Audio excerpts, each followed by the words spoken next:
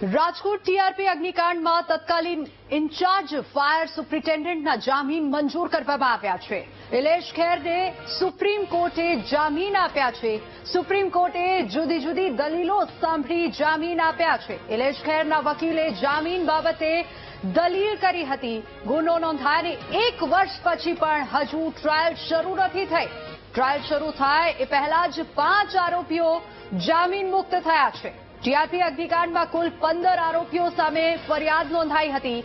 5 આરોપીઓ જામીન પર મુક્ત થતા 10 આરોપીઓ હાલ પણ રાજકોટ જેલમાં છે.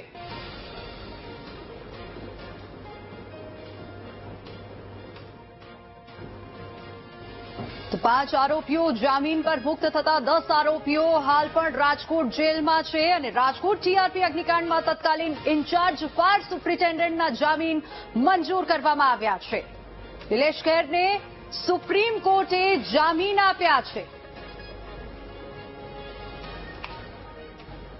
વધુ વિગતો સાથે સંવાદદાતા સની આપણી સાથે ફોન લાઈન પર જોડાઈ ગયા છે. સની, આ સમાચારને લઈને શું અપડેટ? એની જેટના વાત કરવામાં આવે, રાજકોટમાં ટીઆરપી ગેમઝોન અગ્નિકાંડનો જે મામલો છે ત્યારે રાજકોટની આ દુર્દશા કહી શકાય કે આરએમસીના તત્કાલીન ચીફ ઓફિસરને ઇલિયાસ ખેરને સુપ્રીમ કોર્ટમાંથી જામીન મળ્યા છે.